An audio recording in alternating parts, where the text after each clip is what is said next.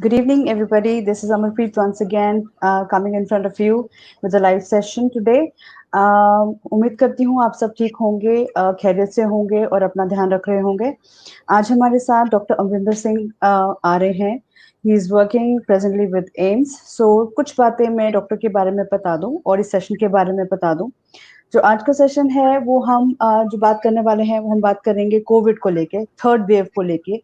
क्या है third wave, क्या है इन्फेक्शन रेट और कहाँ as of today India as a country where we are standing, where we are today and क्या प्रिकॉशंस लेनी जरूरी है आने वाले टाइम में। तो आज हम बात करेंगे डॉक्टर अमरिंदर सिंह के साथ। Doctor Amarinder Singh is MBBS MD, DM, Doctor of Medicine, intervention radiologist from Punjab, and second from India and Asia in cardiovascular radiology and endovascular intervention at AIMS. At present, doctor जो हैं वो एम्स के साथ में assistant professor हैं in department of vascular radiology, cardiovascular radiology, and endovascular intervention. He's tremendously helping masses from past 16 months, so to say, जब से Covid आया है, जब से कोविड हो रहा है या इंडिया में देखने में आ रहा है, तब से ही सर को काफी एक्टिवली कोविड को लेके सपोर्ट कर रहे हैं, हेल्प कर रहे हैं इंडिविजुअल की, मासेस की, when it comes to awareness, when it comes to sharing what is appropriate COVID appropriate behavior. And he has been rewarded at time and again. Recently he was also recognized and awarded by Mr. Sitendra Jain, who is the health minister Delhi.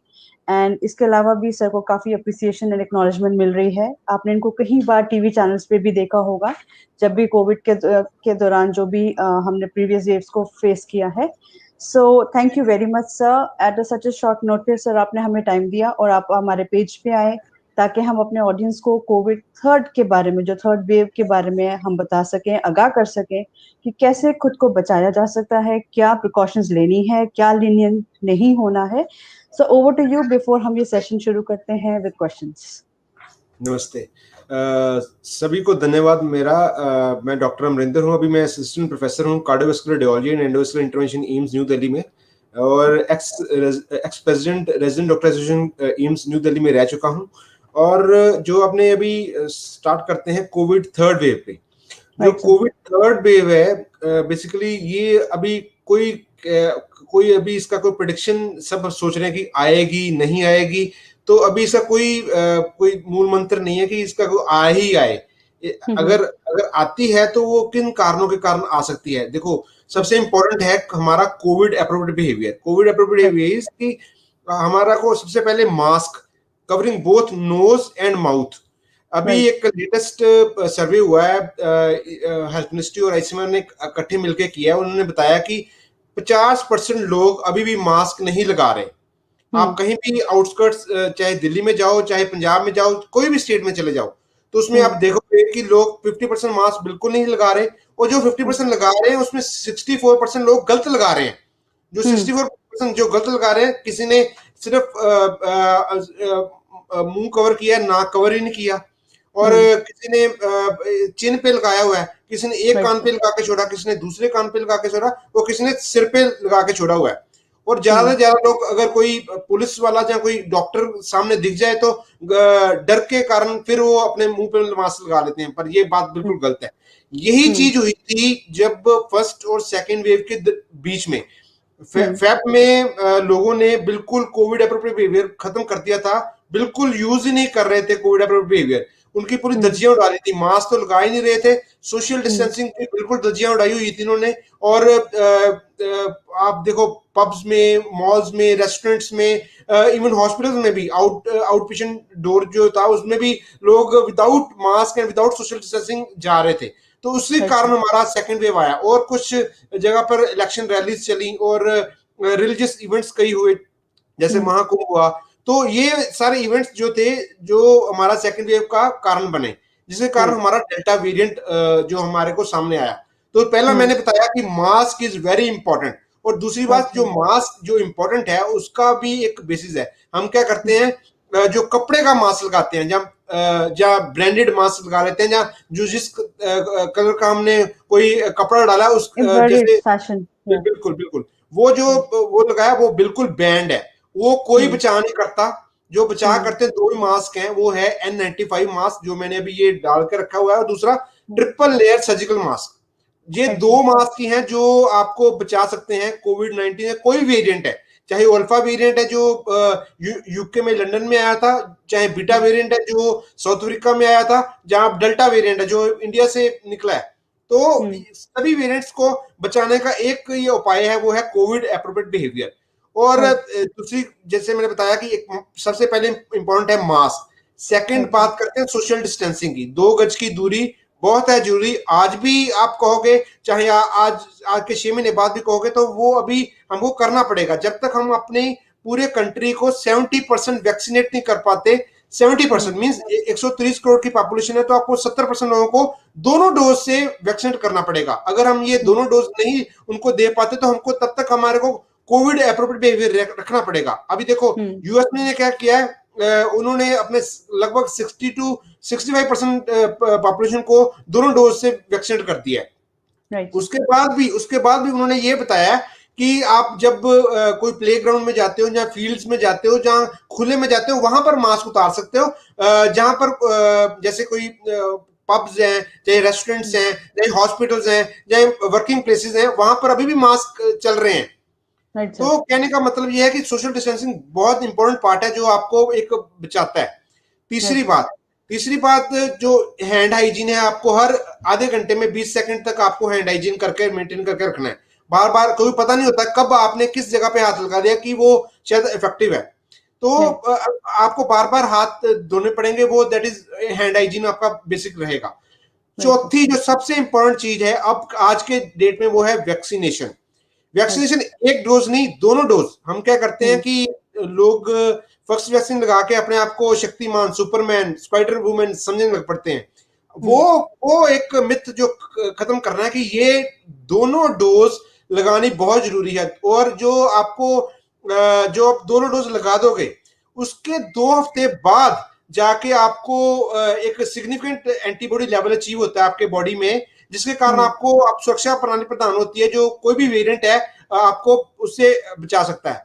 अब हमारे पास बात है कि हमारे India में 3 तरह की अभी वैक्सीन चल रही है। वो है कोवैक्सीन, फिर दूसरी है कोविशील्ड, तीसरी है स्पुतनिक 5। जो कोवैक्सीन है इंडिया ने, भारत बायोटेक ने बनाई है, और जो सीरम इंस्टीट्यूट ऑफ इंडिया ने बनाई है वो बेसिकली एस्ट्राजेनेका का फॉर्म है। मैन्युफैक्चर हम कर रहे हैं, पूनावाला जो है वो कर रहे हैं। वो कहने का मतलब ये है कि जो कोविशील्ड सबसे ज्यादा भारत में भी वही लगी है, दूसरे नंबर पे कोवैक्सीन है, और तीसरे नंबर पे स्पुतनिक 5 है। इन तीनों का अगर एफिकेसी देखा जाए, अल्फा वेरिएंट, बीटा वेरिएंट और डेल्टा प्लस वेरिएंट्स। अभी मैं सबसे पहले अल्फा, बीटा और डेल्टा की बात करूंगा, डेल्टा प्लस का एक सेपरेट रखते हैं।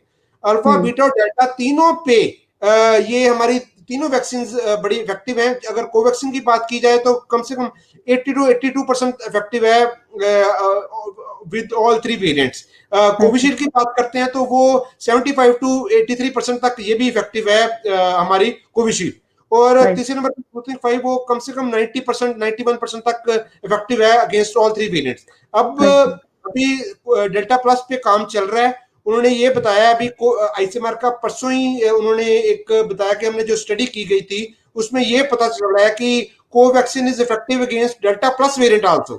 तो बाकी सबकी स्टडी चल रही है, ट्रायल चल रहे हैं कि उसपे वेदर दे आर एफिकेशियस और नॉट। सो कहने का मतलब है, अगर आपने कोविड एप्रोप्रिएट बिहेवियर अच्छे से फॉलो कर लिया, अगर कोविड एप्रोप्रिएट बिहेवियर अच्छे से फॉलो करते हैं, तो आप सेफ रहोगे। क्योंकि जब तक आपको वैक्सीन लग भी आपको दोनों वैक्सीन लग भी गई, तब भी आपने कोविड एप्रोप्रिएट तब तक फॉलो करना है जब तक हम पूरे इंडिया को 70% वैक्सीनेट नहीं कर पाते। आने वाले टाइम में मोस्ट प्रोबेबली दिसंबर तक हम सोच रहे हैं कि मोर देन 50% तक वैक्सीनेट कर पाए पूरे इंडिया को।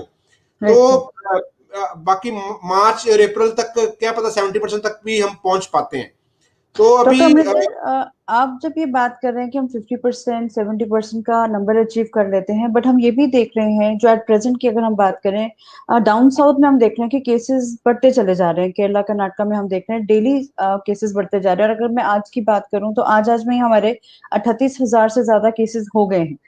अभी हमें नहीं पता, अंडर रिपोर्टिंग है, रिपोर्टिंग हो रही है, दिल्ली का क्या चल रहा है, एनसीआर एरिया में क्या चल रहा है, बट एक जो डर हम कह रहे हैं कि थर्ड वेव में हम आ चुके हैं या थर्ड वेव आने वाली है, इसको लेके जो आपने कहा कि हमें एक अप्रोप्रिएट बिहेवियर रखना है, वो एक जगह है, बट क्या हम उसके अंदर ऑलरेडी हैं, या हम एक्सपेक्ट कर सकते हैं कि आने वाले मंथ्स में हम ये चीजें दोबारा देखेंगे? जो एकदम से लहर आई थी सेकेंड वेव में भी, एकदम से एक महीने के अंदर ही सारी चीजें पलट गई थी, एंड फिर ज्यादा हमने केसेस देखे थे, तो उसके बारे में आप क्या कहेंगे? बहुत ही अच्छा प्रश्न पूछा कि अभी क्या एक्सपेक्ट क्या किया जा सकता है। अभी देखो, हम्म, फ्रॉम लास्ट 2 वीक्स 38-40,000 के बीच केसेस रह रहे हैं। तो राइट। उसका मतलब ये है कि उसमें सबसे ज्यादा केरला में, फिर राइट। महाराष्ट्र में, अभी नॉर्थ ईस्ट स्टेट्स जो है उसमें 7 में से 4 स्टेट्स प्रभावित हैं, जो जो ज्यादा केसेस दे रहे हैं। राइट। अभी अभी अभी केरला की बात की जाए तो देखा जाए, अभी रिसेंटली एक बकरीद, वो भी रिलीजियस इवेंट था, उसमें भी राइट। अलाउ कर दिया गया कि आप you can attend this ceremony. तो हम्म। ऐसे ऐसे इवन कावड़ी एक सेरेमनी होती है जो काफी उसमें राइट। हिंदू जगत है वो करता है। तो उसको राइट सर। पूरा रोकथाम लगा दिया गया था, यूपी सरकार ने रोकथाम लगा दिया था कि इसको नहीं करने देना। तो हम्म। जैसे जैसे जैसे रिलीजियस इवेंट्स हैं, इवन जो हम जैसे सब कुछ अब खुल चुका है, चाहे दिल्ली हम्म। है चाहे कोई भी स्टेट है जहां पर पॉजिटिव रेट कम है, लेस देन 1% तक पॉजिटिव रेट, लेस देन 5% भी है, लोगों ने अब खुल चुके हैं, सभी रिलैक्स हो चुके हैं। तो राइट सर। बात वही आती है, फिर बात वही आएगी, कोविड अप्रोप्रिएट बिहेवियर। अभी मैं बताता हूँ आपको, जैसे गर्मी का मौसम चल रहा है तो लोग शिमला, कुल्लू मनाली, जहाँ हिल मतलब स्टेशन। हाँ। हिली हिली एरियाज में जा रहे हैं, तो वहां राइट। पर सेकंड वेव में हमारे पास इधर हॉस्पिटल्स में बेड्स नहीं थे, उधर होटल्स के रूम राइट। नहीं मिल रहे। तो खुद राइट। खुद सोचो कि लोग मतलब बिल्कुल उनको सब कुछ भूल जाते हैं। एक उनका माइंडसेट, इनको अपने आप को ये बताना पड़ेगा सबको बार बार कि अब इतना हमने वेट कर लिया, ये अगले 6-7 महीने और वेट कर लेंगे तो हम मल्टीपल वेव से बचाव कर सकते हैं, पर हम राइट सर। नहीं करेंगे क्योंकि हमको राइट। हमको घूमना है, हमने सब कुछ आजादी हमारी खोई हुई है, सबने हर काम करना जो उनको करना चाहते हैं वो। तो राइट। जब तक ये हम 70% से ऊपर अपनी पॉपुलेशन को वैक्सीनेट नहीं कर पाते, तब तक पूरा कोविड अप्रोप्रिएट बिहेवियर फॉलो किया जाए, उसके बगैर काम तो खराब ही रहेगा। और राइट। दूसरी बात आपने बताया कि वाकई ये जो थर्ड वेव है आ सकती है कि नहीं। देखो इसमें जैसे 38 to 48,000 तक पेशेंट एक्टिव केसेस आ रहे हैं अभी भी। तो हाँ जी। ऐसे देखा जाए यूएसए में भी केसेस बढ़ रहे हैं, और राइट यूएसए सर। में भी जो 90% जो वेरिएंट है वो डेल्टा वेरिएंट है। यूके में भी केसेस बढ़ रहे हैं, इंडोनेशिया में भी केसेस बढ़ रहे हैं, यूरोप में भी केसेस बढ़ रहे हैं, उनमें डेल्टा वेरिएंट ही है। होता क्या है, एक महीने में कम से कम 2 या 3 वेरिएशन आती हैं, कोई भी वायरस है, चाहे वो इन्फ्लुएंजा वायरस है, चाहे कोरोना वायरस है, कोई भी वायरस है। तो इसमें भी स्वाभाविक है कि 2 या 3 वेरिएशन होती हैं। अब हुआ क्या कि जब डेल्टा वेरिएंट इतना मतलब इतना इन्फेक्शियस था, हमारा फर्स्ट वेव में और सेकंड वेव में देखा गया कि सेकंड वेव में डेथ्स काफी हुई। Right sir. बचाने का तरीका सिंपल है, थर्ड वेव को बचाने का, अगर हम अच्छे से कोविड एप्रोप्रिएट बिहेवियर फॉलो करेंगे तो हम थर्ड और मल्टीपल सब्सिक्वेंट वेव से बचाव किया जा सकता है। Right sir. सर मेरा आपसे सवाल, आप वेरिएंट्स की बात कर रहे हो, और हमने बात करी कि फर्स्ट वेव से ज्यादा हावी रही हमारी सेकंड वेव, और सेकंड वेव से ज्यादा हमको डर लग रहा है थर्ड वेव में। ये भी कहा गया है कि ये बच्चों के लिए ज्यादा नुकसानदेह होने वाली है, और हम वेरिएंट्स की भी बात कर रहे हैं। तो क्या वेरिएंट्स जैसे जैसे वर्जन्स आते हैं वेरिएंट्स के, क्या वो ज्यादा खतरनाक हो जाते हैं या वो ज्यादा डेडली हो जाते हैं? ऐसा भी कुछ जैसे रहता है सर? जी जी बिल्कुल, हाँ जी। ये होता है कि जैसे एक टेंडेंसी होती है अपने आप को प्रोटेक्शन करने की। Right sir. जैसे हम अपने आप को प्रोटेक्ट करते हैं by following Covid appropriate behaviour, mask, social distancing, vaccination and hand hygiene, वैसे राइट सर। वायरस भी अपने आप को बचाव करने के लिए वो क्या करता है, जैसे फर्स्ट वेव में आपने देखा होगा कि ज्यादा से ज्यादा ओल्ड एज और जो कोमोर्बिड कंडीशन थी, जिनको diabetes, hypertension, coronary disease, heart disease, lung disease जिनमें थी, उनमें ज्यादा केसेस देखे गए थे जो राइट सर। जो अल्फा वेरिएंट आया था फर्स्ट वेव में। और हम्म। आप जब सेकंड वेव आई, जो वो पॉपुलेशन को ज्यादा अफेक्टेड, वैसे तो कोई पॉपुलेशन बाहर नहीं हुआ था सेकंड वेव में, वो ओल्ड राइट एज सर। पे भी, कोमोबिड कंडीशंस पे भी, जो यंग है 18 टू 44 वाला भी, 44 टू 60 वाला भी, और इवन हम्म। बच्चों को भी सेकंड वेव में इफेक्टिव हुए थे। काफी तो केसेस हुए अलग सर। बात है कि बच्चों में इम्यूनिटी अच्छी होती है, हम्म। उनमें माइल्ड केसेस ज्यादा आए, जरा सा नजला हुआ, जहाँ थोड़ा सा डायरिया हुआ, तो वो जल्दी माइल्ड सिम्टम्स ठीक होके वो निकल गया। But right. Severe cases children में सेकंड वेव में देखा गया था, सिर्फ 4% थे, हम्म। ज्यादा तीव्रता में नहीं थे, क्योंकि उनमें बच्चों में हम्म। इम्यूनिटी अच्छी होती है, तो उसके राइट। कारण वो एक फेज निकल गया। ऐसा कुछ हम्म। नहीं है कि थर्ड वेव में बच्चे ही इफेक्टिव होंगे। वो इसलिए कह रहे हैं कि अभी 18 टू 44 वालों को वैक्सीनेशन दे दी गई है, फोर्टी राइट फोर सर। से प्लस वालों को पहले दे दी गई थी। फर्स्ट हम्म। जो वैक्सीनेशन ट्रायल स्टार्ट हुआ था, अभी बच्चों में हम्म। वैक्सीनेशन अभी नहीं हुई। तो उस राइट सर। एक दो थ्योरीज हैं जिसके कारण वो कह रहे हैं कि शायद बच्चों को थर्ड वेव में हो सकता है। बट अभी सीरो पॉजिटिव रेट जो एम्स और पीजे ने स्टडी कंडक्ट की थी, उसमें ये पाया गया कि हम्म। बच्चों में भी एंटीबॉडीज मिली हैं। इसका हम्म। मतलब है बच्चों को भी फर्स्ट और सेकंड वेव में इन्फेक्शन हुआ था, पर वो पता ही नहीं चला। जहां हम्म। एसिम्प्टोमेटिक निकल गए, जहां थोड़ी सी माइल्ड इन्फेक्शन हुई, बच्चों में हम्म। भी फर्स्ट और सेकंड वेव में इन्फेक्शन हुई थी। बट वो इम्यूनिटी अच्छी होने के कारण वो पता ही नहीं चला कि पता नहीं लोगों चला। को सिम्टम्स आए ही नहीं ज्यादा बच्चों हम्म। को। तो हम्म। थर्ड वेव में इसलिए वो कह रहे हैं क्योंकि एक वायरस कभी अपने आप को बचाने के लिए डिफरेंट डिफरेंट होस्ट में जाता है। तो हम्म। ये एक थ्योरी प्रिडिक्ट कर रहे हैं कि शायद बच्चों को अभी ना वैक्सीनेशन लगी है, ना बच्चों को ज्यादा इफेक्टिव हुआ, इसलिए बच्चों में ज्यादा जा सकता है। पर ऐसा right. It is just myth, किसी को भी ओके। हो सकता है थर्ड वेव में, क्योंकि अभी हम्म। जो डेल्टा प्लस वेरिएंट जो ज्यादा सोच रहे हैं कि थर्ड वेव का मुख्य कारण बन सकता है, वो हम्म। बाहर स्टडीज की गई हैं, ट्रायल्स उसमें देखे गए हैं कि इवन जो मोनोक्लोनल एंटीबॉडी जो ट्रंप को दी गई थी, सबसे पहले यूज किया गया था मोनोक्लोनल हम्म। एंटीबॉडी, वो भी उसके अगेंस्ट रेजिस्टेंट है। बट हम्म। अभी जो आईसीएमआर ने बताया कि कोवैक्सीन जो भारत ने बनाया है, भारत बायोटेक ने बनाया है, वो उसके लिए इफेक्टिव है, डेल्टा प्लस वेरिएंट के लिए भी। ओके सर, हमने बात करी है वैक्सीन्स को लेके, ये बच्चों की हम बात कर रहे हैं, हम स्कूल्स खोल रहे हैं, हर स्टेट में स्कूल्स खोल रहे हैं और प्रेशर एक बिल्ड किया जा रहा है कि बच्चों को स्कूल भेजा जाए, और इधर से हम कह रहे हैं कि जितना जरूरी हो तभी बाहर निकले, अभी भी ये चीज चल रही है।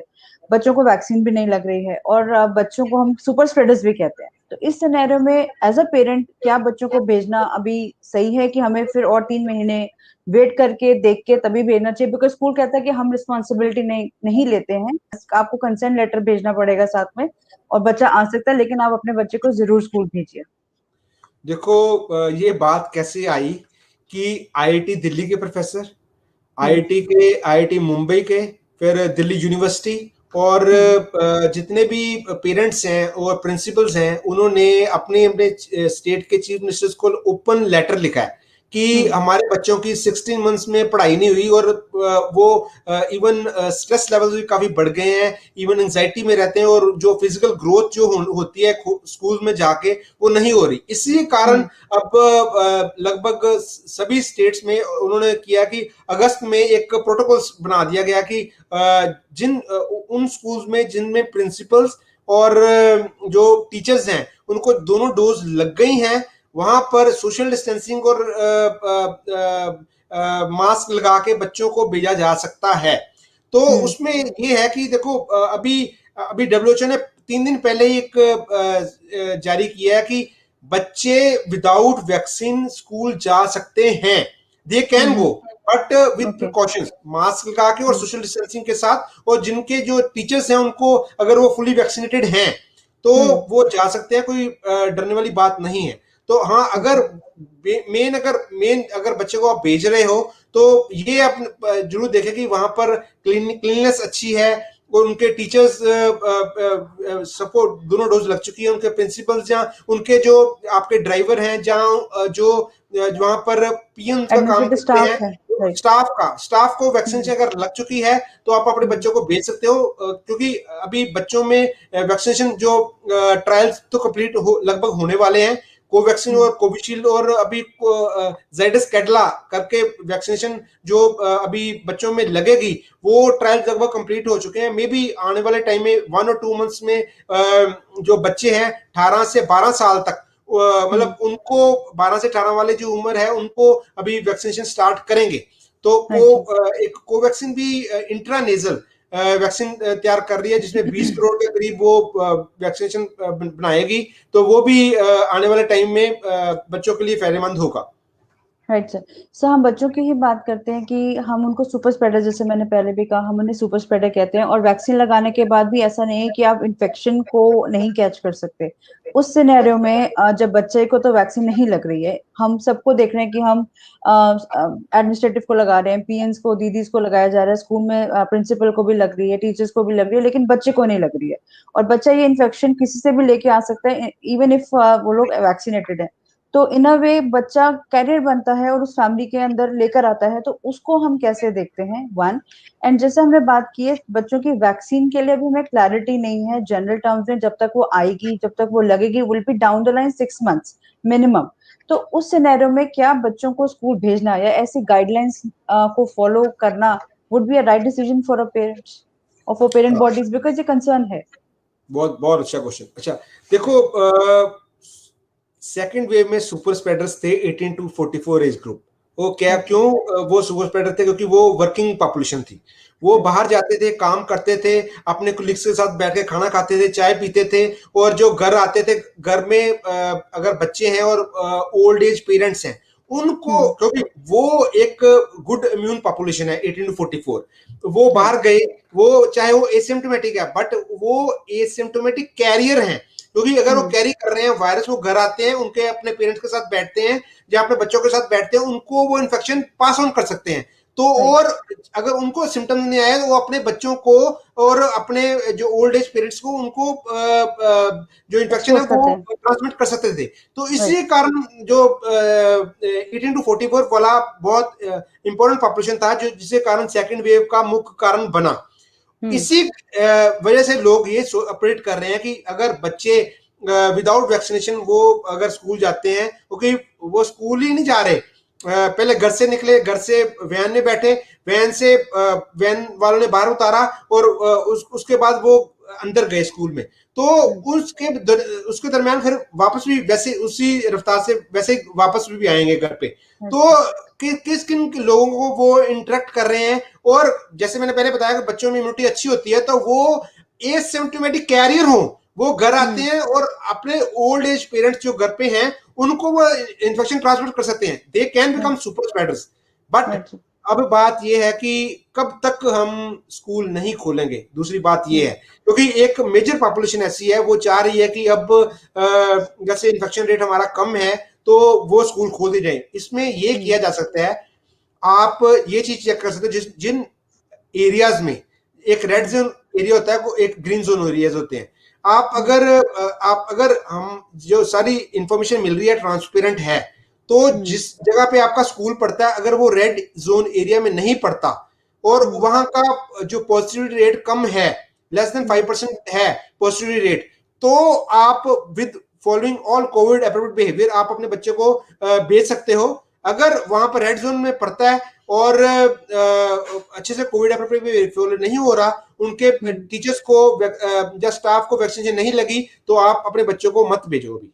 राइट। डॉक्टर अमृता, आपने बात सवाल किया कि अगर हमें पता है कि वो रेड जोन एरिया नहीं है, हमारे पास डेटा, बट हमें डेटा पे ही काफी क्वेश्चंस आ जाते हैं कि हर दिन, हर हफ्ते हमें एक नया वर्जन ऑफ रिपोर्टिंग या नंबर्स पता चलते हैं, और जब रिपोर्ट्स नहीं छुपाई जा सकती या केसेस इतने आते हैं कि सोशल मीडिया में आना शुरू हो जाता है, तब हमारे नंबर्स भी एकदम से बढ़ने शुरू होते हैं, उससे पहले रिपोर्टिंग भी करेक्ट नहीं है। इस सिनेरियो में फेथ सिस्टम के ऊपर जो ओवरऑल फेथ है वो गड़बड़ाया हुआ है।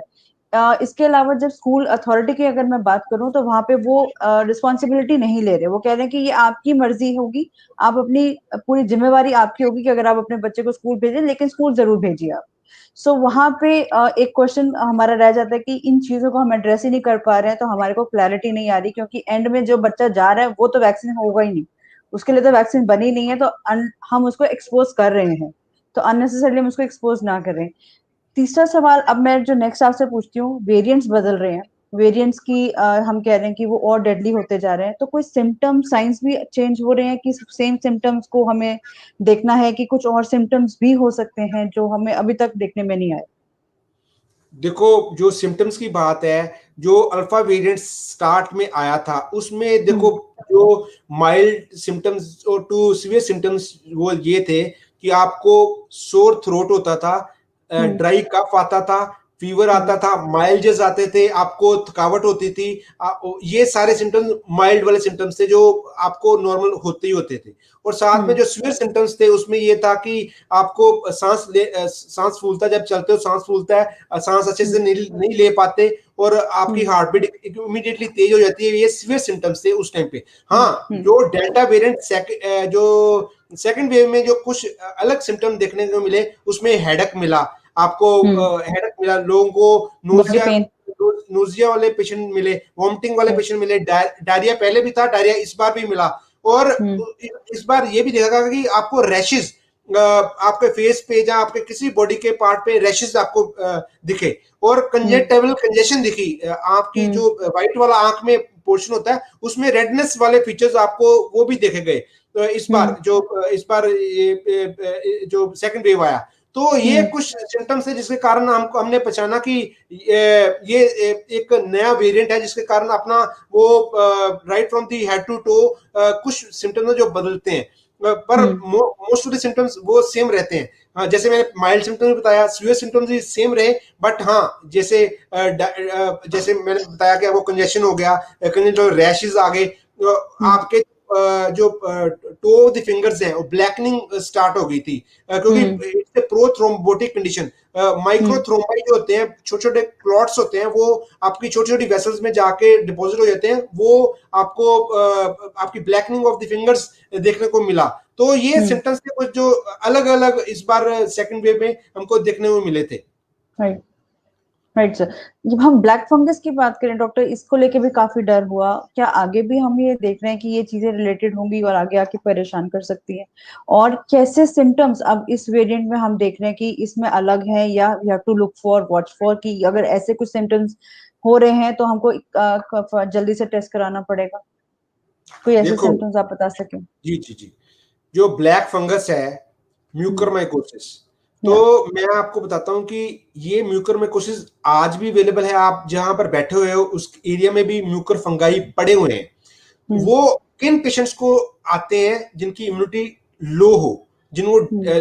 लो इम्यूनिटी उनमें आते हैं। जैसे कोई ब्लड कैंसर के पेशेंट हैं, ल्यूकीमियाज, लिम्फोमास, या कोई भी किसी तरह की मेलिग्नेंसी होगी, उनका इम्यूनिटी लेवल डाउन होता है, उनमें वो पेशेंट आ सकते हैं। और जो डायबिटिक होते हैं, सीवियर डायबिटिक होते हम्म। हैं, उनमें वो ये ब्लैक फंगस आ सकता है। इसमें क्या अच्छा। हुआ, जो जो प्रमुख कारण बना सेकंड वेव में ब्लैक फंगस आने का, फर्स्ट हम्म। फर्स्ट वेव में भी ब्लैक फंगस अवेलेबल थी, बट हम्म। ज्यादा इसलिए ये सेकंड वेव में देखा।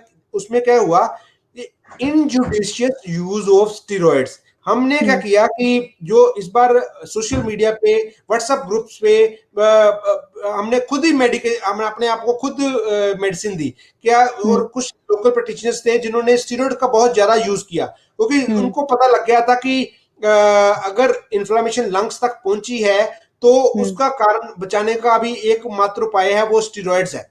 तो राइट। हमने इन जुडिशियस में गलत तरीके में यूज किया जहां पर हमको यूज नहीं करना चाहिए था। जैसे फर्स्ट हम्म। वीक है, फर्स्ट वीक में आपको सिस्टेमिक इन्फ्लेमेटरी रिस्पॉन्स नहीं आता, फर्स्ट में हम्म। माइल्ड सिम्टम्स आते हैं, वो आपको सिर्फ वेट एंड वॉच करना होता है। हम्म। जो मेन सिस्टेमिक इन्फ्लेमेटरी रिस्पॉन्स वाले सिम्टम आते हैं वो डे 8 से स्टार्ट होते हैं, जिसमें स्टीरॉइड्स की जरूरत पड़ती है। और जब हम्म। आपकी ऑक्सीजन सैचुरेशन 94 से कम आती है तो आपको स्टीरॉइड्स की जरूरत पड़ती है। यहां पर क्या हुआ कि first week, second week, third week, 14, मतलब आप कह रहे हो 14 डेज से 21 डेज तक उन्होंने स्टीरॉइड यूज किया, without without any prescription, without any, मतलब हम्म। किसी के हम्म। पूछ पड़ताल से कुछ। वो एक प्रमुख कारण बना। और उन्होंने टेप, एक स्टीरॉइड जब स्टार्ट करता है कोई भी डॉक्टर, उसकी टेपरिंग करता है। पहले 3 हफ्ते, पहले एक 30 mg है, उसको 20 mg अगले हफ्ते देगा, फिर अगले हम्म। अगले हफ्ते 5 mg करेगा, फिर 2.5 mg करेगा, फिर बंद कर देगा। तो ये हम्म। भी फॉलो हम्म। नहीं हुआ। जो प्रोटोकॉल हम्म। फॉलो करना होता है वो प्रोटोकॉल फॉलो हुआ नहीं। जिसके कारण अच्छा। केसेस हमारे को ब्लैक फंगस के मिलने देखने मिले। और सेकंड हम्म। कॉज था हमारे को इस बार ऑक्सीजन की बहुत ज्यादा डिमांड आई राइट थी सर। सेक्टर में। तो कहते हम्म। थे कि जहां पर जो इंडस्ट्रियल ऑक्सीजन थी वो स्टेराइल कंडीशन में अगर नहीं आई तो उसके कारण भी आपको इम्यूनिटी डेफिशिएंट हुई, उसके कारण आपको केसेस ज्यादा बढ़े। और तीसरा राइट। कि जब हम एक ह्यूमिडिफायर यूज करते हैं, जहां मास्क यूज करते हैं, हम्म। जो ऑक्सीजन के साथ मास्क आते हैं वो यूज करते हैं, वहां पर अगर हम स्टेराइल कंडीशन नहीं रखते, हम्म। हमने यूज किया, किली पे टांग दिया, जहां पास में रख दिया, तो वो आपको फंगस हर जगह है। अगर आप रोज हम्म। के रोज उसको अच्छे से वाइप आउट नहीं करोगे, साफ नहीं करोगे, तो वो फंगस प्रसिस्ट करेगा, वो आपके लंग्स में जा सकता है, बॉडी में जा सकता है, जिसके कारण आपको ब्लैक फंगस के केसेस आपके पास आ सकते हैं। तो राइट उसका सर। बचाने का तरीका सिंपल है। आप अपना कोई भी मेडिसिन है डॉक्टर के प्रेस्क्रिप्शन के बगैर नहीं लेना, और हम्म। फर्स्ट वीक में आपके स्टेरॉइड नहीं यूज करने। स्टेरॉइड्स हम्म। तब यूज करने हैं जब आपकी 94% से ऑक्सीजन सैचुरेशन डाउन हुई है, और तब जाके आपको, वो भी डॉक्टर के प्रेस्क्रिप्शन के बाद आपको यूज करने, स्टेरॉइड वैसे यूज नहीं करने। और राइट। इवन अगर आप ऑक्सीजन लगवा रहे हो घर पे, ऑक्सीजन सिलेंडर लगा है या ऑक्सीजन कंसेंट्रेटर लगा है, तो हर रोज इसको वॉश करना है। तो एक बार डॉक्टर की सलाह से आप अपने ऑक्सीजन यूज करनी है। तो ये अगर अच्छा। आप सब कुछ फॉलो करोगे। और तीसरा कि जब आपको कोविड हो गया, पहले हम्म। फर्स्ट 2-3 वीक्स आपने अपना ग्लूकोज लेवल चेक करते रहना हर वीकली, कि आपका ग्लूकोज हम्म। लेवल तो नहीं बढ़ गया, जिसके कारण आपको हम्म। ब्लैक फंगस का आने वाले टाइम में खतरा हो सकता है। और तीसरा ओके। मोस्ट इंपॉर्टेंट थिंग, किन केस पेशेंट्स को इमीडिएटली हॉस्पिटलाइज करना जरूरी है, वो ये है, हम्म। आप कोविड रिकवर्ड पेशेंट हो, जहां कोविड चल रहा है, या कोविड रिकवर्ड पेशेंट्स हो, 2-3 हफ्ते बीत गए हैं, अगर आपके आंख में एक तरफ स्वेलिंग ज्यादा आ रही है, या आपको हम्म। आंख में देखना बंद हो गया है, या दोनों हम्म। तरफ आंखों में स्वेलिंग आई है, जो ब्लैकनिंग हो रही है, या नाक, हम्म। जो दी नोज में ब्लैकनिंग आ रही है, जहाँ जो नाक से आपके काले काले परपड़े निकल रहे हैं, जहां हम्म। आपको हेडेक हो रहा है, डिजीनेस हो रही है, तो ये सिम्टम्स हैं जो राइनोसेरेब्रल म्यूकरमाइकोसिस के है, जो इमीडिएटली आपको डॉक्टर के पास जाना है। वो आपका सीटी स्कैन करेगा, एग्जामिन करेगा, केओएच भेज के उसका। So I think we have lost Dr. Amrinda. Yeah. Ji ji ji right. जी सो आप सर आपने बात करी कि ये सारे सिम्टम्स हैं देखने के लिए, वॉच आउट करने के लिए कि अगर आप रिकवर भी कर रहे हैं। सर आपने एक बात करी, हमने बहुत सारे स्टेरॉइड्स यूज किए। स्टेरॉइड्स डॉक्टर्स दे देते हैं, मेडिसिन चलती है, बंद हो जाती है, और by the time 14th day 15th day सब चीज नॉर्मल होती है, तो यूजली फॉलो अप कंसल्टेशन नहीं की जाती है। बट स्टेरॉइड्स के क्या हार्म है, आप उसके बारे में बता पाएंगे कि क्या चीजें हैं जिसको हमने वॉचफुल रहना है, ये अपने तरफ से क्योंकि हमने स्टेरॉइड्स ले लिए तो consumption of particular item, food items खानी है या नहीं लेनी है, उसके बारे में क्या? देखो, स्टीरॉयड एक डबल एज स्वॉर्ड है, दो राइट। धारी तलवार है। अगर नहीं देते, अगर सीवियर इन्फेक्शन हो गया तो प्रॉब्लम है पेशेंट को। अगर हम हम्म। देते हैं माइल्ड में, वो तो हम्म। प्रॉब्लम है। अगर हम्म। बिकॉज सीवियर इन्फेक्शन में एक अभी जो हर हर कोई मानता है, डब्ल्यूएच है, आईसीएमआर है, हेल्थ मिनिस्ट्री है, कि सीवियर पेशेंट्स में ये एक दवाई कारगर सिद्ध है, जो आपको डेथ रेट आपका कम करती है इवन हम्म। कोविड पेशेंट, क्योंकि इन्फ्लेमेशन, सिस्टेमिक इन्फ्लेमेटरी रिस्पॉन्स है कोविड। अगर आपके लंग्स इन्वॉल्व है तो, अगर और साथ में आपका ऑक्सीजन सैचुरेशन 94 से कम है, तो जो स्टीरॉयड है आपको 100% तो नहीं मैं कह सकता, 90 मोर देन 90% आपको 100% ये बचाती है ये हम्म। दवा। अगर हमने पहले 7 दिन, जो माइल्ड इन्फेक्शन है, जहां पर अभी आपको ऑक्सीजन सैचुरेशन गिरी नहीं है, 94% कमी नहीं हुई, अगर वहां हम्म। पर देते हैं, तो आपका इम्यूनिटी लेवल बहुत डाउन करती है, क्योंकि ये एक इम्यूनिटी डाउन करेगी, और आपको ब्लैक फंगस म्यूकरमाइकोसिस होने के चांसेस आपके बढ़ जाते हैं। आपके शुगर लेवल बढ़ जाते हैं, बढ़ जाता है। क्योंकि स्टीरॉइड्स है, ग्लूकोज लेवल आपका इंक्रीज करता है। और आपके जैसे केसेस देखे गए हैं, अगर बहुत ज्यादा स्टेरॉइड यूज हुए तो आपके हिप जॉइंट्स में ए वेस्कुलर नेक्रोसिस होता है, वो भी होने का खतरा रहता है। इसके हम्म। बहुत ही साइड इफेक्ट्स हैं। ओस्टियोपोरोसिस, बोन्स आपकी खुरखरी कर देता है, बिल्कुल खोखली कर देता है आपकी बोन। हम्म। ओस्टियोपोरोसिस के सिम्टम्स बढ़ जाते हैं, आपको इन्फेक्शन, आपकी इन्फेक्शन रेट बढ़ जाता है। क्योंकि हम्म इम्यूनिटी कम हुई है, आपको हम्म डिफरेंट तरह की और वायरल इन्फेक्शन जैसे साइटोमेगालो वायरस इन्फेक्शन हो गया, वो इन्फेक्शन आ जाती है, बैक्टीरियल इन्फेक्शन आ जाती है, ट्यूबरक्लोसिस हो सकती है, वो मतलब डिफरेंट तरह की इन्फेक्शन का खतरा हो जाता है, क्योंकि ये आपकी इम्यूनिटी डाउन करता है। तो राइट मैं कृपा करके आपके चैनल के माध्यम से सबको बताना चाहता हूं कि आपने स्टीरॉयड सिर्फ और सिर्फ डॉक्टर की निगरानी के अंदर ही यूज करने हैं, वैसे यूज नहीं करने। Right right. डॉक्टर, बात करते हैं लैक्टेटिंग प्रेग्नेंट वुमन की। उनको लेके भी काफी ज्यादा चल रही है कंफ्यूजन कि उनको वैक्सीन लेनी चाहिए नहीं लेनी चाहिए। तो उसके के हिसाब से, या उसके लिए हमारे पास अभी क्या क्लैरिटी है, या कोई हमारे प्रोटोकॉल्स जो फॉलो कर रहे हैं, या वो वैक्सीन जाके ले सकती हैं, या किस वीक के बाद वैक्सीन नहीं ले सकते? कुछ क्लैरिटी उस पर भी। बिल्कुल बिल्कुल, बहुत अच्छा। ये सबसे इम्पोर्टेंट प्रश्न है जो फीमेल्स के लिए। देखो, राइट। लैक्टेटिंग फीमेल्स के लिए सबसे पहले आईसीएमआर ने बोला, और हेल्थ मिनिस्ट्री ने भी और डब्ल्यूएचओ भी बोल रहा है कि बिल्कुल टोटली सेफ है, आप आराम से अपनी डोजेज लगा सकते हो। मेंस्ट्रुएशन का ऐसा कोई लेना देना नहीं है, अगर कोई भी मेंस्ट्रुअल डे पे हो, आप अपनी जाके वैक्सीन करा सकते हो, जो लैक्टेटिंग मदर्स हैं। बच्चे को भी हम्म कोई प्रॉब्लम नहीं होगी अगर आप इंजेक्शन लगाया और लैक्टेशन चल रहा है, आप ब्रेस्ट फीड दे रहे हो, तो बच्चे को हम्म और माँ को कोई प्रॉब्लम नहीं आएगी। बेटर है कि आपको इम्यूनिटी और मिलेगी। इन्फेक्शन, आप अगर कोविड आपको ग्रसित करता है, तो आपको पास एंटीबॉडी सिग्निफिकेंट होंगी जो फाइट हम्म कर पाएंगी एंटीजन को और सुरक्षा प्रणाली हम्म प्रदान करेंगी। दूसरी बात राइट आती है प्रेग्नेंट फीमेल्स पे। सेकेंड वेव में आफ्टर, मतलब आप कह लो कि 18 टू 44 पॉपुलेशन ग्रुप में, उसके बाद बहुत सारी प्रेग्नेंट फीमेल्स थी, क्योंकि प्रेग्नेंट राइट फीमेल्स सर। क्या होती हैं, एक ऑलरेडी इम्यून डेफिशिएंट स्टेट है, क्योंकि अपने बच्चे को वो पाल रही है, एक बच्चे राइट। को पाल रही है, और आपका जो हेमोग्लोबिन लेवल कम हुआ होता है, इम्यूनिटी लेवल कम हुआ होता है, क्योंकि आपका खून आपको तो सप्लाई कर रहा है, आपकी बॉडी को जो रिक्वायरमेंट्स हम्म है, जो डेली रिक्वायरमेंट्स, वो आपके बच्चे को भी दे रहा है। तो हम्म वो एक इम्यून डेफिशिएंट कंडीशन है। हम्म उसमें देखा गया कि जिनको मतलब सेकंड वेव में तो लगा ही नहीं था प्रेग्नेंट फीमेल्स को, तो बहुत हम्म सारी प्रेग्नेंट फीमेल्स इन्फेक्टेड हुई, और सीवियर सीवियर इन्फेक्शन हुई उनको। Mild right moderate right. नहीं, काफी हम्म सीवियर इन्फेक्शन हुई, कुछ को मॉडरेट हुई और कुछ को माइल्ड हुई। तो हम्म उसके चलते हुए फिर डब्ल्यूएचओ ने एक डाटा के बेसिस पे देखा कि डब्ल्यूएचओ ने और फिर आईसीएमआर ने, हेल्थ मिनिस्ट्री ने ये देखा कि अब जो प्रेग्नेंट फीमेल्स हैं, उन्होंने ट्रायल चल रहे थे पहले ही, क्योंकि अभी ट्रायल चले हम्म नहीं थे, उसके राइट ट्रायल उन्होंने कंप्लीट किए कि वेदर दे सेफ्टी प्रोफाइल अच्छा है, एफिकेसी प्रोफाइल अच्छा है। कोई हम्म अगर हम देते हैं फर्स्ट सेकंड थर्ड ट्रिमेस्टर में, किसी भी ट्रिमेस्टर में देते हैं, कोई प्रॉब्लम तो नहीं है। उसमें स्टडीज में ये पाया गया कि कोई इन्फेक्शन, कोई ज्यादा प्रॉब्लम नहीं होगी अगर हम हम्म प्रेग्नेंट फीमेल्स को देते हैं।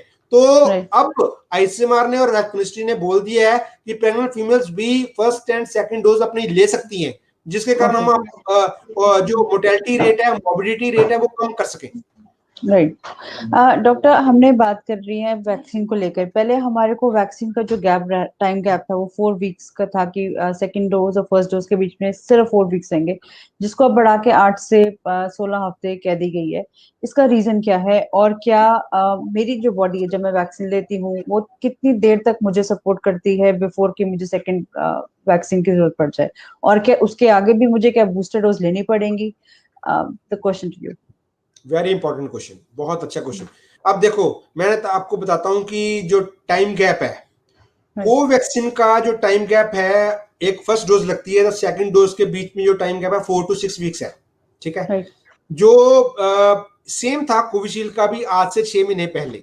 ठीक है। हम्म तो क्या हुआ कि एक स्टडी की गई थी, एस्ट्राजेनेका कंपनी ने बाहर एक स्टडी की, उन्होंने ये भी देखा कि अगर फर्स्ट डोज, उसमें ट्रायल चल रहे थे, उसमें देखा गया कि अगर फर्स्ट डोज भी देते हैं तो हम्म 64% तक आने वाले टाइम में, अगर उनके टाइम गैप बढ़ाते हैं, फर्स्ट और सेकंड डोज के बीच में टाइम गैप अगर बढ़ाते हैं, तो भी अगर फर्स्ट डोज हम्म दी हुई है तो उसकी एफिकेसी अच्छी रहती है। ओके। अगर उसको सेकंड डोज भी दे देते हैं, जैसे फर्स्ट डोज दी और हम्म आफ्टर आप 6 to 8 वीक्स करते हैं, उस कुछ हम्म पेशेंट में 50 मोर देन 50% में आपको एंटीबॉडीज मिलती हैं। बट हम्म अगर सेकंड डोज भी दे दी कोविशील्ड में, अगर अभी जो 80, अगर टाइम गैप अगर हम बढ़ाते हैं, पहले 4 वीक्स था, फिर 6 वीक्स हुआ, फिर 8 वीक्स हो गया, अब उन्होंने हम्म 84 डेज तक कर दिया है कि हम्म टाइम गैप बढ़ा दिया है। तो बढ़ा दिया। फर्स्ट में भी एंटीबॉडीज मिली, सेकंड हम्म में भी एंटीबॉडीज मिली। उन्होंने देखा कि जहां पर हमने टाइम गैप बढ़ाया है तो हम्म उसमें उसमें जिसमें टाइम गैप बढ़ाया वहां पर एफिकेसी अच्छी रही, लॉन्गर हम्म टाइम तक एंटीबॉडीज आपके बॉडी में रहेंगी, ये एक थ्योरी ओके है।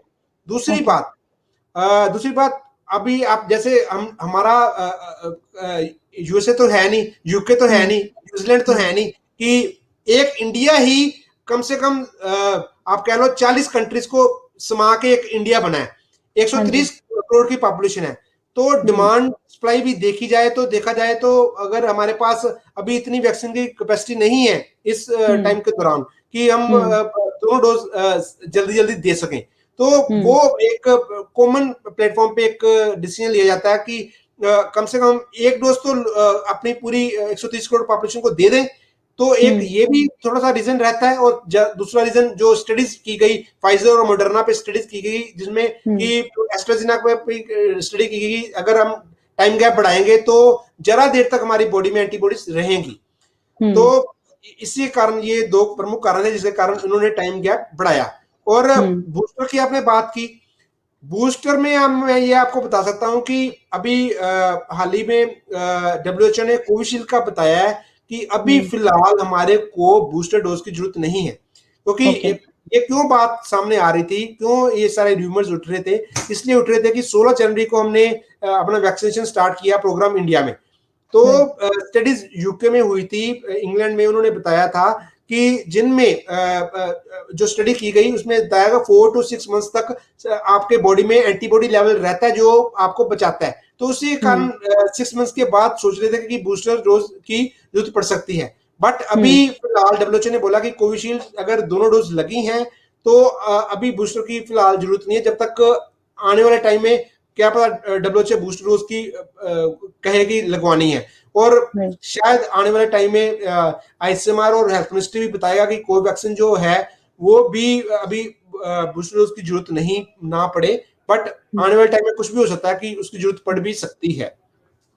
हमने बात की है इस वैक्सीन को लेकर कि हमारा जो टाइम गैप है उसको बढ़ा देंगे तो जो एंटीबॉडीज है वो हमारी बॉडी में रहेगी और फाइट करने में हमारी मदद करेगी इन केस इन्फेक्शन आती है। कई लोग पूछते हैं कि हमने दोनों वैक्सीन ले ली और उसके बाद भी इन्फेक्शन आ गई, और हमने उसके बाद डेथ्स भी देखी हैं, काफी डॉक्टर्स भी हमने देखे हैं जो जो सकम हुए इसके साथ।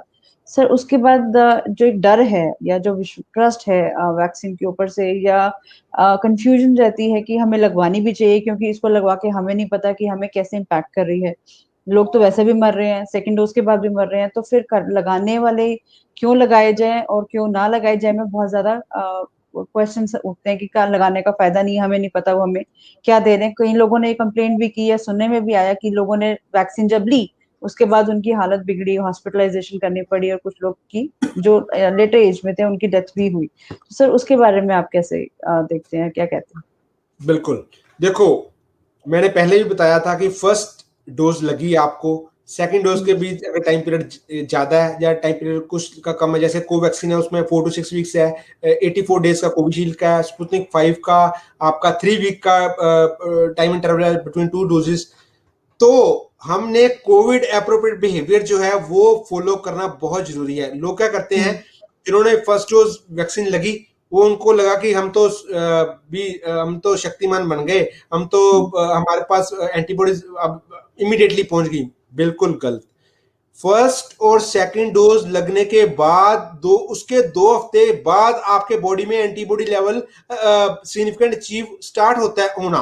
आने वाले ओके टाइम में मतलब तो क्या करते हैं, हम ना कोविड बिहेवियर लूज कर देते हैं, हम्म रिलैक्स हो जाते हैं, हर हम्म जगह पे घूमने लग पड़ते हैं, अपने आप को वो कंडीशन में ले जाते हैं जहां पर हमने कोविड बिहेवियर की बिल्कुल कॉम्प्रोमाइज कर लिया है। बिल्कुल बिल्कुल कॉम्प्रोमाइज कर देते हैं। कॉम्प्रोमाइज।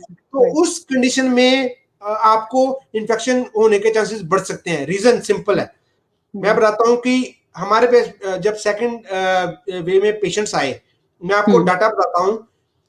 सबसे ज्यादा जिनको वो पेशेंट थे जिनको दोनों वैक्सीन लगी नहीं थी। हम्म दूसरे नंबर पे वो थे जिनको कोविड की एक कम से कम एक डोज लगी हुई थी।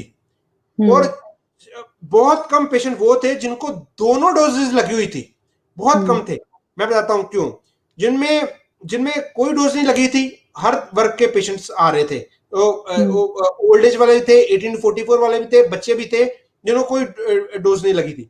जिनको हम्म, एक डोज लगी थी उनमें ये था कि उनमें 18 to 44 वाले कम थे, हाँ ओल्ड एज में थे क्योंकि अभी एंटीबॉडी लेवल सिग्निफिकेंट अचीव नहीं हुआ था। हम्म, और जिन्हों को दोनों डोजेज लगी थी, चाहे वो हेल्थ केयर वर्कर है, कोई डॉक्टर है, जहां कोई भी है, हम्म, जो डोज लगी थी उनमें सिर्फ और सिर्फ माइल्ड सिम्टम्स होके रह गए। जरा सा हम्म, जुकाम हुआ, थोड़ी सी बलगम आई, थोड़ी सी खांसी आई और थोड़ा सा एक आधा दिन फीवर रहा, वो ठीक हो गया। हम्म, बट सीवियर इन्फेक्शन बहुत ही कम लोगों में मिला। सीवियर इन्फेक्शन उन पेशेंट में मिला या उन डॉक्टर्स में मिला जिनमें कोमोबिड कंडीशंस थी, जिनमें ऑलरेडी हम्म, कोई हार्ट डिजीज थी, लंग डिजीज थी, जो ओल्ड एज में थे। उनमें वो भी बहुत ही कम थे, बहुत ही हम्म, रेयर मतलब देखा गया जिनमें ऐसा मिला, जिनमें जिनमें सीवियर इन्फेक्शन हुई हो, जिनको दोनों डोज हम्म, लगी हो। तो मैं आपके हम्म, चैनल के माध्यम से आपके सभी श्रोताओं को ये बोलना चाहता हूं कि वैक्सीन इज इफेक्टिव। अगर हम्म, आप दोनों डोज लगाते हो और कोविड एप्रोप्रिएट बिहेवियर का अच्छे से पालन करते हो, तो हम्म, आपको अगर कोई एंटीजन आता है, जहां कोई आप किसी केस के कांटेक्ट में आते हो, तो आपको जहां तो इन्फेक्शन होगी नहीं, जहां हम्म, बिल्कुल माइल्ड होगी, सीवियर हम्म, इन्फेक्शन होने से बच जाओगे। हम्म। जी। आपने ऐसे बात कर दी कि हमें पहले तो कोविड बिहेवियर की ध्यान रखना है। सेकेंड है हमारे को स्टेरॉइड्स नहीं लेने हैं, खुद से स्टेरॉइड्स नहीं लेने हैं। अब मैं बात कर रही हूँ कि हमने वैक्सीन भी ले ली, हमें इन्फेक्शन भी आई है, तो कुछ चीजें हैं डॉक्टर, जो कॉमन लोग जो होते हैं वो पैनिक करते हैं जब हमें हॉस्पिटल कब जाना है, क्योंकि हमने सेकेंड वेव में देखा कि हर आदमी भाग रहा है हॉस्पिटल की तरफ। जहां 90 तक आई नहीं ऑक्सीजन लेवल, पैनिक कर रहे हैं, पैनिक अटैक्स हो रहे हैं और डॉक्टर की तरफ भाग रहे हैं या हॉस्पिटल की तरफ भाग रहे हैं। किन सिनेरियो में एक्चुअली में जो पेशेंट है या फैमिली है उनको देखना चाहिए कि अब हमें इस टाइम पे डॉक्टर की या एडमिशन की जरूरत है, या उससे पहले हमें पैनिक नहीं करना ताकि जो पेशेंट है वो डरे घबराए नहीं। हाँ, देखो, more than 90% patients mild infection होती है जो घर पे ही ट्रीट हो जाते हैं होम आइसोलेशन में। हम्म, एक बार आप अपने डॉक्टर को दिखा लो और हम्म, उसके बाद वो आपको होम आइसोलेट कर देगा। उसमें आपने तीन चार चीजें का ध्यान रखना है। सबसे हम्म, पहले आपने अपने पास एक थर्मामीटर रखना है, ठीक है। हम्म, दूसरा आपने पास एक पल्स ऑक्सीमीटर रखना है, ठीक है। हम्म, अगर आपने हर एक चार्ट बना लेना है, चार्ट उसमें अपना टेम्परेचर पल्स हम्म, ऑक्सीमीटर से और साथ में तीसरे में हमने मेडिसिन जो डॉक्टर ने प्रिस्क्राइब की है वो लिए कि नहीं ली। और हर हम्म, 4 आवरली आपने दोनों चीजें चेक करनी है, टेम्परेचर भी चेक करना है और पल्स ऑक्सीमीटर से आपका ऑक्सीजन सैचुरेशन भी चेक करना है। और हम्म, जो मेडिकेशन डॉक्टर ने प्रिस्क्राइब की वो आपने टिक मार्कर लगाते जाना कि मैंने ये चेक कर लिया हर अपने 4 घंटे में। हो क्या हम्म, रहा है कि लोग क्या करते हैं कि पल्स ऑक्सीमीटर बहुत इंपॉर्टेंट एक टूल है जिसके कारण आप अपनी कितनी लाइव्स बचा सकते हो। हम्म, ऐसा रहा है कि हम क्या करते हैं कि पल्स ऑक्सीमीटर को लगाने का तरीका है वो आप यूट्यूब पे भी देख सकते हैं, मैं भी समझा सकता हूँ उसमें। हर उंगली में आपने कम से कम 1 मिनट तक लगा के रखना है। हम क्या करते हम्म, हैं, नेल पॉलिश लगाई होती है उसके ऊपर लगाते हैं, उसका कोई इफेक्टिव नहीं आएगा, वो अच्छे से वो फिलिशियस रीडिंग आएगी आपकी। हम्म, और दूसरा आपने जब लगाना है उसको 1 मिनट तक लगा के रखना है और उसमें वेव फॉर्म आता है, जब वेव फॉर्म ठीक आएगा तो ही वो रीडिंग आपकी एक्यूरेट है। तो ये ओके, एक चीज आपने देख के रखनी है, पल्स ऑक्सीमीटर बहुत इंपॉर्टेंट टूल है। जब भी आपका ऑक्सीजन सैचुरेशन 94 से कम जा रहा है हम्म, तभी आपने अपने डॉक्टर को इतला कर देनी है कि मेरा ऑक्सीजन सैचुरेशन फॉल कर रहा है। वो आपको हम्म, बताएगा, आपको अभी इमीडिएटली हॉस्पिटलाइज करना है। फिर हम्म, उसके बाद वो आपका चेस्ट एक्सरे करके देखेगा, उसमें आपको इन्फिल्ट्रेट्स तो नहीं लंग्स में आ रहे, वो देखेगा। हम्म, पेशेंट को जरूरत तो नहीं है सीटी स्कैन कराने की, सीटी स्कैन कराएगा, हम्म, उसमें अगर ग्राउंड ग्लास ओपेसिटीज आती हैं तो वो आपके स्टीरॉयड स्टार्ट करेगा वहां पर, जब जहां पर जरूरत है, क्योंकि हम्म, उसी टाइम में हमने अपनी पेशेंट की लाइफ भी बचानी है। क्योंकि हम्म, इन्फ्लेमेशन अगर ज्यादा सोच बढ़ रही है लंग्स में तो उसी टाइम आपको स्टीरॉयड देने पड़ेंगे। तो हम्म, ये और अगर आपका लगातार 102 103 104 तक आपका फीवर रह रहा है तो हम्म, आप अगर पैरास्टामोल से नहीं हो रहा तो अभी हम्म, लेटेस्ट आईसीएमआर ने और एम्स में भी नेप्रोक्सन करके उन्होंने ड्रग किया कि अगर आपका डोलो से पैरास्टामोल से आपका नहीं ठीक हो रहा तो नेप्रोक्सन आपको बीडी लेनी पड़ेगी दवाई ठीक करने के लिए आपका फीवर। फिर भी नहीं हम्म, उतर रहा तो आपको इमीडिएटली जो आपका फैमिली डॉक्टर है या फिजिशियन है जो उसको अप्रोच करना पड़ेगा कि क्या पता हॉस्पिटल करके आपको फीवर उतारा जाए, आईवी हम्म। इंजेक्टेबल्स दे के फीवर उतारा जाए। तो ये हम्म। चीजें हैं जिसके कारण आपको बताना पड़ेगा। और तीसरी बात, अगर आपको सांस फूल रहा है, आप वॉक हम्म। कर रहे हो, सांस फूल रहा है, उसी वक्त आपको डॉक्टर को दिखाना है। वो पल्स ऑक्सीमीटर से पहले चेक करके अगर फिर 94 से कम है, आपको डॉक्टर के पास जाना है। और हम्म। अगर आपका सांस फूल रहा है और हार्ट हम्म। बीट बहुत तेज हो रही है, पल्पिटेशन हो रही है, बहुत ज्यादा हम्म। हार्ट बीट फास्ट हो रही है, और उसी वक्त आपको डॉक्टर के पास जाना है। तो वो क्या पता आपका जो कोविड है, कोरोना वायरस है, वो हार्ट को तो इन्वॉल्व नहीं कर लिया, जिसके कारण हम्म। मायोकार्डाइटिस तो फीचर्स तो नहीं है वो। हम्म। आप जब वहां पर जाओगे डॉक्टर के पास, वो आपका ईसीजी करेगा, इको करके देखेगा कि हार्ट तो इन्वॉल्व नहीं हो गया। तो हम्म। ये कुछ चीजें हैं जहां पर आपको इमीडिएटली आपके डॉक्टर के पास जाना पड़ेगा। तो आप कह रहे हैं कि हॉस्पिटलाइजेशन से पहले भी काफी सारी स्टेजेस हैं जिसको हमें नजरअंदाज ना करके, पैनिक ना करके उन स्टेजेस को फॉलो करना है, डॉक्टर के इन टच में रहना है। आपने बात करी एक्सरे और उसके अलावा बाकी जो हमारे टेस्ट होते हैं, तो हमने सेकेंड वेव में देखा कि एक्सरे कम हो रहे थे या नहीं हो रहे थे, सीटी स्कैन पे सबका जोर था। और इतना ज्यादा जोर था कि जो डॉक्टर को कंसल्ट नहीं भी कर पा रहा वो भी पहले जाकर मैं सीटी स्कैन करा रहा है। तो उसके लिए आपसे क्या कहेंगे कि हाउ सेफ वाज इट कि हम सीटी स्कैन के लिए जा रहे हैं? देखो, देखा जाए कि जब हम आरटीपीसीआर टेस्ट करते हैं या रैपिड हम्म। एंटीजन करते हैं, क्योंकि उसकी एफिकेसी मोर देन 80% है, ठीक है। हम्म। 20% में कई बार या 15% पेशेंट में कई बार क्या होता है कि हमारा वो वायरस है वो हमारे ओरोफेरिंक्स से या नीजोफेरिंक्स से या ओरोफेरिंक्स से निकल के नीचे चला जाता है, जो हमारे ट्रेकिया, ब्रोंकाई और एल्वोलाई है, जो लंग्स में हम्म। चला जाता है। तो जब हम स्वाइप अप करते हैं, वाइप आउट करते हैं, वहां से लेते हैं, स्वैब लेते हैं, कई बार वहां से वायरस डिटेक्ट नहीं होता। तो हम्म। अभी के डेट में अगर देखा जाए, स्पेसिफिसिटी होती है गोल्ड स्टैंडर्ड जिसको माना जाता है, जो आरटीपीसीआर है, हम्म। उससे भी ऊपर है आपका सीटी स्कैन। सीटी हम्म। स्कैन में आप माइन्यूट भी अगर वायरस पहुंचा है तो वो डिटेक्ट हो जाएगा, ठीक है। हम्म। तो इसका मतलब ये नहीं है कि हर पेशेंट को विदाउट आरटीपीसीआर किए हमने चले जाना है सीटी स्कैन कराने के लिए। ये गलत हम्म। चीज है, क्योंकि हम्म। उसके अपने डिसएडवांटेजेस हैं, उसके प्रोज एंड कॉन्स अलग है। हम्म। सीटी स्कैन तब कराना जब डॉक्टर प्रिस्क्राइब करेगा। देखो, हम्म। सीटी स्कैन कराने के भी तरीके हैं उसमें। फिर हम्म। मैंने जैसे बोला, पहले होम आइसोलेशन में आप एक बेसलाइन एक्सरे करा के रख सकते हो हम्म। बस। बट अगर आपका 94 से कम हो रहा है, तो आपका फिजिशियन आपको बोलेगा कि सीटी स्कैन कराओ। हर केस में सीटी स्कैन नहीं कराना, क्योंकि हमने हमने हमने बीमारी को ट्रीट करना है, हमने इमेजिंग को ट्रीट नहीं करना, एक्सरे राइट। सीटी को ट्रीट नहीं करना। पेशेंट हम्म। की पेशेंट की जो सिम्टम्स आ रहे हैं उसको ट्रीट करना है। तो हम्म। इस बार ये भी देखा गया कि लोगों ने बहुत इनजुडिशियस यूज हुआ सीटी का, जो गलत था। हम्म। जब डॉक्टर आपको प्रिस्क्राइब करेगा जिसको जरूरत है कि हम्म। इसका ऑक्सीजन सैचुरेशन फॉलो हो रहा है, कहीं लंग जरा इन्वॉल्व तो नहीं हो गए, इसको स्टीरॉइड हम्म। देने की जरूरत नहीं, या कोई और ड्रग देने की जरूरत नहीं है, तब आपका डॉक्टर बताएगा कि इसको सीटी स्कैन की जरूरत है। हम्म। राइट। जैसे हम बात कर रहे थे स्टार्ट में भी हमने बात की सर थर्ड वेव को लेके कि काफी लोगों का डर है। क्लोजिंग नोट पे सर, बिकॉज हमने काफी चीजें आपसे पूछी, क्लोजिंग नोट पे क्या क्रिटिकल रहेगा? एक तो है हमारा सोशल डिस्टेंसिंग और हमारे को प्रोटोकॉल फॉलो करना।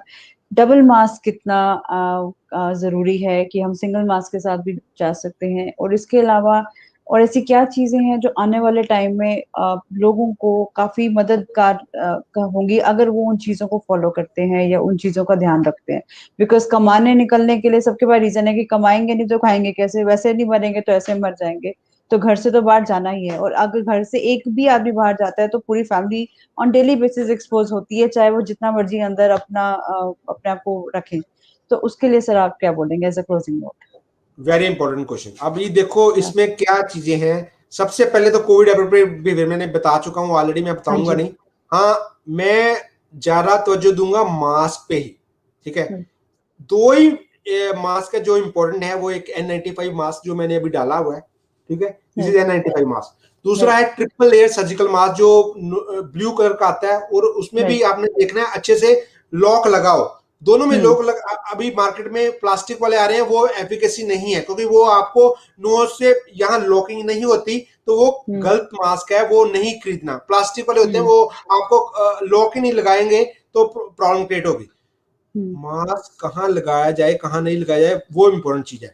अब देखो, आप अगर घर पे हो तो आपने अपनी फैमिली के साथ, अगर आप खाना नहीं खा रहे, आप एक दूसरे से बात कर रहे हो, सोशल डिस्टेंसिंग मेंटेन करके रखें, मास्क आप लगा के रखें घर पे भी।